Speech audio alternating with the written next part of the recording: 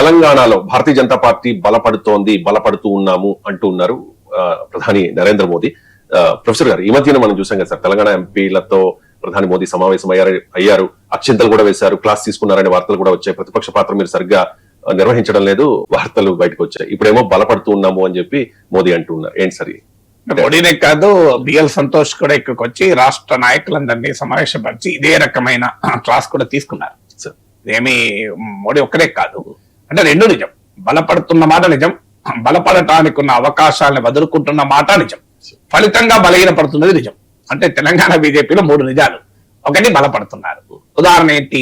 Oranges తోనే పోల్చాలి, apples తోనే పోల్చాలి. ఆరెంజెస్ ఆపిల్స్ తో పోల్చకూడదు. అందువల్ల అసెంబ్లీ ఎన్నికలతో పోలిస్తే 2018 లో 7%, 2023 లో 14%, డబుల్. 2018 లో 1 సీటు, 2023 లో 8 సీట్లు.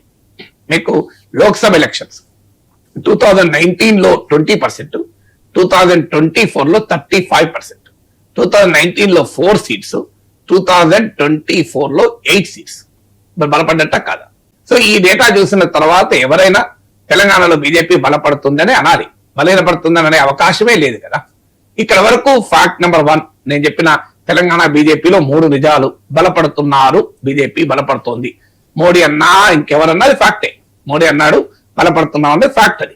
ఇక సెకండ్, బలపడటానికి అవకాశాలున్నా ఉపయోగించుకోవడం లేదు, ఫలితంగా బలహీనపడుతున్నాం. ఇది థర్డ్ది. బలపడటానికి అవకాశాలున్నా ఉపయోగించుకోవడం లేదు అనేది నిజం కదా.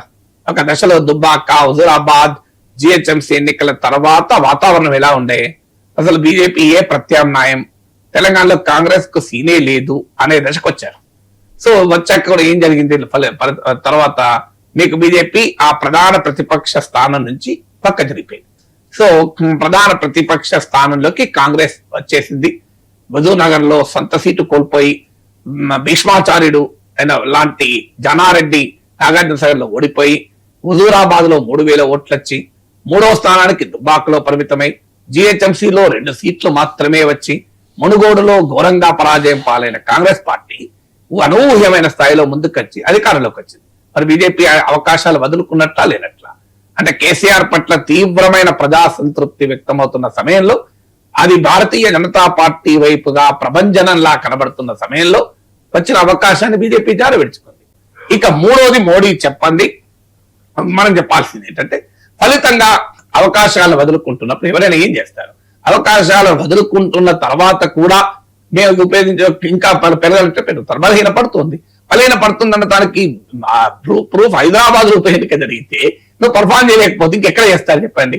హైదరాబాద్ లో జిహెచ్ఎంసీలో బ్రహ్మాండమైన విజయం సాధించి సాంప్రదాయకంగా కూడా హైదరాబాద్ లో బలమున్న పార్టీ బీజేపీ.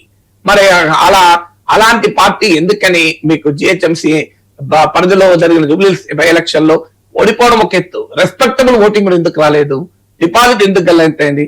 గౌరవప్రదమైన ఓటింగ్ కూడా రాలేని పరిస్థితిలో బీజేపీ ఉంది అంటే దాని ఇండికేషన్ కదా. లోకల్ బాడీస్ లో పెద్ద ప్రభావాన్ని చూపలేకపోయింది. ఈ రెండు ఇటీవల పరిణామాలు కదా.